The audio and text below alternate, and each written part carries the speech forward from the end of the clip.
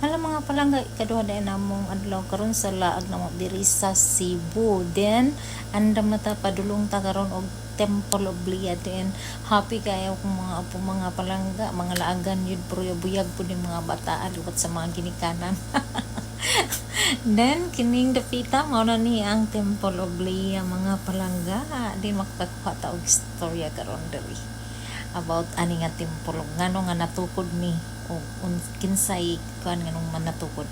Then mao na ni ang atubangan, siya mga kubo-kubo dito sa kilid. Grabe lang yun, naglagiting lang yun ang kainit mga palangga.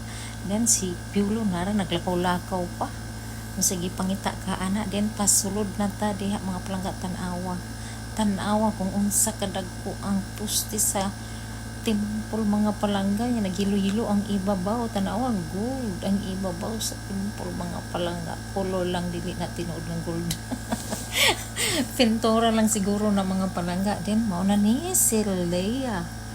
Then kana di si Leah is apuhan din na siya ni Miss Adarna mga palangga. Ng ani di sila kakwartahan na iyang apuhan. Kini nga temple gitukod ni sa iyahang apuhan bana sa lula ni Adarna. Gitukuran gud niya ang iyahang asawa. Tanawa og unsa kanindot mga palangga niya ang kini iyahang bana di ay kay Siman diin kung asa sila nga lugar makaadto mangoleksyon gid siya og mga antik mga palangga. Mao ni nga ang kining naa sa iyahang temple na nagkalain-lain nga klase nga mga antik mga palangga nga nindot kay tanan pating dagan kuan ni ka kwarto diri sa taas.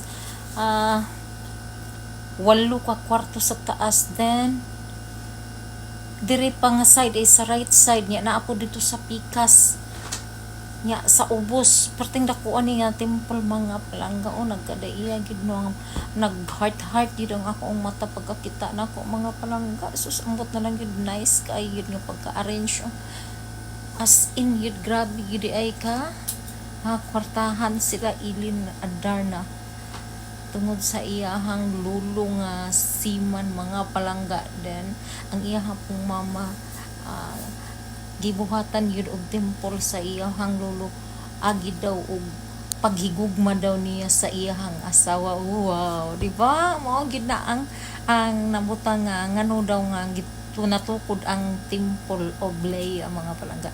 Gidedicate gid niya sa iyahang pinakamahal nga asawa. O di ba? Unta tanang bana ingon ana, di ba? Kung nay kwarta.